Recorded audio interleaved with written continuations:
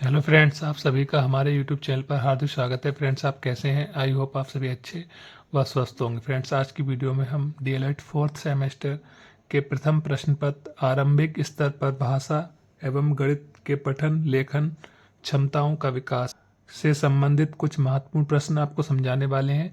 तो वीडियो को लास्ट तक जरूर देखना। अगर आप इस चैनल पर नए हैं, चैनल को सब्सक्राइब करें, वीडियो को लाइक करें और नोटिफिकेशन ऑन करें, जिससे हमारे चैनल की सभी वीडियोस का नोटिफिकेशन आप तक आसानी से पहुंच सके। चलिए वीडियो को अब हम शुरू करते हैं। विधानवाचक एवं निषेधवाचक वाक्य में क्या अंतर है? उदाहरण देकर समझाइए। विधानवाचक वाक्य: जिन वाक्यों में क्रिया करने या होने का सामान्य ज्ञान हो उन्हें विधानवाचक वाक्य कहा जाता है। जैसे वह प्रतिदिन योगा करता है, तो इसमें क्या पाया जा रहा है? काम का करना। लता नाचती है, इसमें काम का होना पाया जा रहा है। निषेधवाचक वाक्य कौन से होते हैं? जिन वाक्यों में क्रिया के निषेध का ज्ञान होता है उन्हें निषेधवाचक वाक्य कहते हैं। जैसे वह प्रतिदिन योगा नहीं करता, मतलब इसमें नहीं शब्द आएगा। वह प्रतिदिन योगा नहीं करता है, काम का ना करना पाया जा रहा है। लता नाचती नहीं है, काम का ना करना पाया जा रहा है। ध्वनि के आवश्यक मूल तत्व क्या है? ध्वनि के आवश्यक मूल तत्व कौन कौन से हैं? चलिए समझते हैं। स्पष्टता: स्पष्टता का होना ध्वनि श्रवण में अत्यंत आवश्यक है, क्योंकि यदि बोलने में स्पष्टता होगी तो सुनने वाला सुनकर उचित अर्थ ग्रहण कर सकेगा। सार्थकता: ध्वनि उच्चारण में ध्यान रखना चाहिए कि वाणी सार्थक हो तथा अनावश्यक ध्वनि विस्तार नहीं होना चाहिए, ना ही शब्दों की बार बार आवृत्ति होनी चाहिए। वाणी में सार्थकता होना आवश्यक है। शुद्धता: शुद्धता यह ध्वनि का मुख्य मूल तत्व है। इसके बिना ध्वनि का अर्थ ही नहीं सिद्ध हो सकता। ध्वनि का शुद्ध उच्चारण मान्य तथा परिष्कृत होना चाहिए।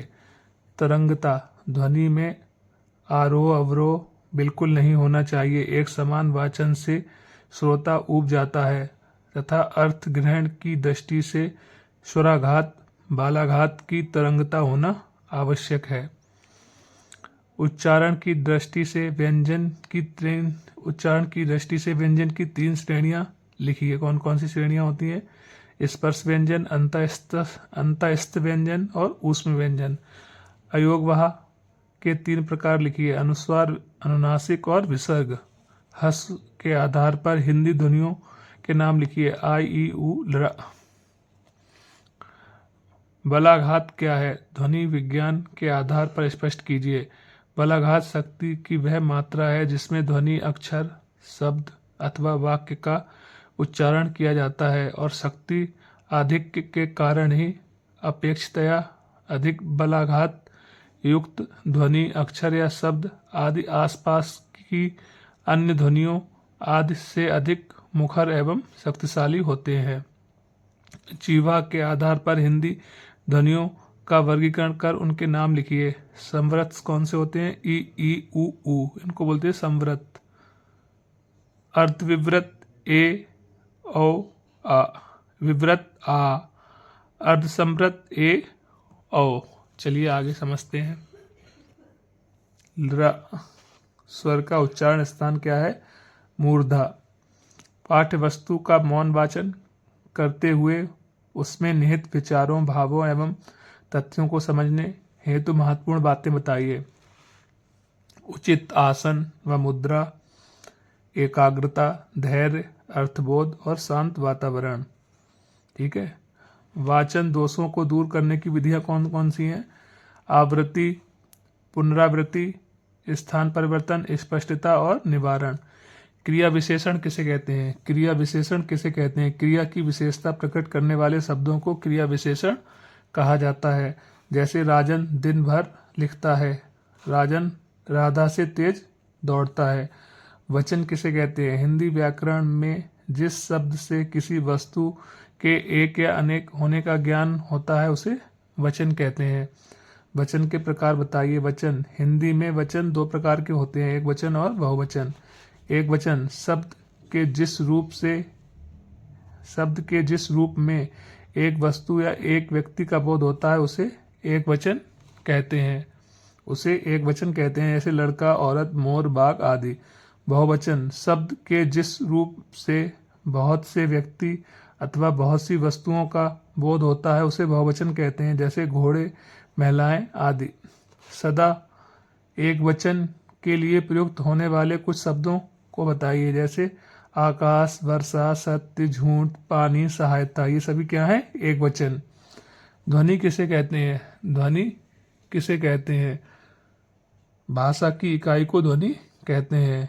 हिंदी की लिपि का नाम क्या है? देवनागरी लिपि। व्यंजन किसे कहते हैं? जिन वर्णों का उच्चारण स्वर की सहायता से किया जाता है उन्हें व्यंजन कहते हैं। चलिए आगे समझते हैं। संयुक्त व्यंजन छा किन किन वर्णों के योग से बनता है? का प्लस शा, इन दोनों के योग से बनता है छा। का में हलंत लगा है। संयुक्त व्यंजन त्रा किन किन वर्णों के योग से बनता है? ता प्लस रा तो बनता है त्रा। संयुक्त व्यंजन ज्ञा किन किन वर्णों के योग से बनता है? जा प्लस या, तो इनको जोड़ के बनता है ज्ञा। अंक की बिंदी लगी हुई है, यह किसका चिन्ह होता है? ये अनुस्वार का चिन्ह होता है। ये चंद्र बिंदी होती है, किसका चिन्ह होता है? चंद्र बिंदु। अतिवृष्टि का विलोम बताइए? अनावृष्टि। अर्वाचीन का विलोम बताइए? प्राचीन। पठन क्या है? पठन का अर्थ जोर से पढ़ना अथवा मौन रूप से पढ़ना है, जिससे मुद्रित सामग्री का अर्थ तथा भाव समझ में आना चाहिए। पठन के सोपान। पठन के प्रमुख 3 सोपान होते हैं। मुद्रित प्रतीकों की पहचान, अर्थग्रहण, अर्थग्रहण का उपयोग। प्राथमिक स्तर की शिक्षा की समाप्ति पर बालकों से पठनगत अपेक्षाएं बताइए। चित्र पठन, शब्द पठन, शाब्दिक पठन और वर्ण पठन। उच्च प्राथमिक स्तर की शिक्षा की समाप्ति पर बालकों में पठनगत अपेक्षाएं बताइए। चिंतनात्मक पठन, सृजनात्मक पठन। उच्चारण के दोष बताइए।